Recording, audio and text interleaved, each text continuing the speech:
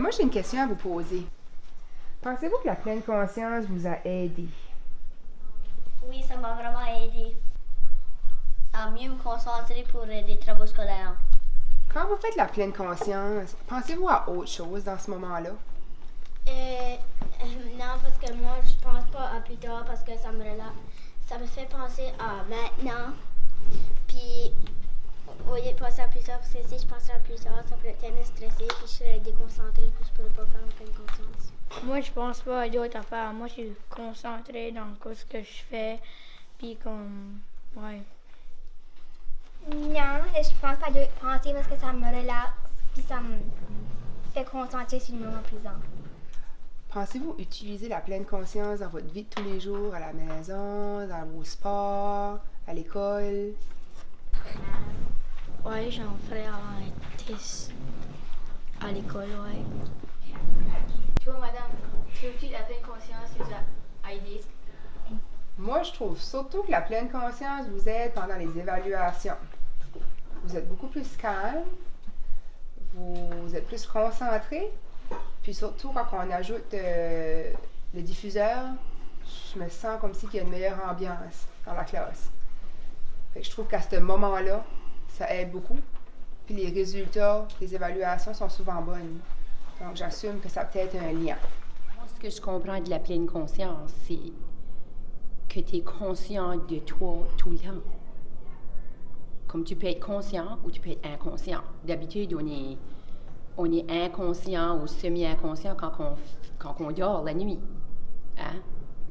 C'est nos rêves qui nous parlent.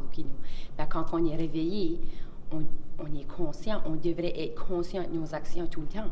Puis si on l'est, on est capable de mieux réagir. S'il y a une chicane, tout d'un coup, on est capable de réfléchir, oh, c'est peut-être moi qui avais tort, c'est peut-être les mots que j'ai dit, c'est peut-être les choses que j'ai faites qui a blessé la personne. Si on n'est pas conscient de nous autres-mêmes, ben on ne va pas être capable d'arriver à ces réponses-là. Ou même à se questionner. Parce que la pleine conscience, je crois que c'est vraiment se questionner. Dire, ah, OK, je suis conscient de qu'est-ce que je fais. Puis ça qui peut nous aider à à pratiquer la pleine conscience, c'est peut-être faire de la méditation, faire du yoga, faire des activités qui vont juste nous aider à se centrer, à juste penser à nous autres-mêmes, à notre corps, puis peut-être ça nous aide à mieux réagir ou à être plus présent dans la vie de tous les jours. Parce que je peux être assis ici, moi, puis être sur mon téléphone, puis faire zoom, zoom, zoom. Suis-tu conscient de qu'est-ce que vous autres vous faites ou de qu'est-ce... Pas vraiment, hein? Ça fait être conscient, c'est être présent. J'ai pas remarqué des gros changements, mais c'est sûr que Yannick est peut-être plus conscient des fois de ses actions. Puis on apprend souvent d'agir, de penser avant de réagir. Ça, c'est sûr que peut-être que je crois qu'en vieillissant, il pense peut-être plus. Puis vraiment, c'est à peu près ça.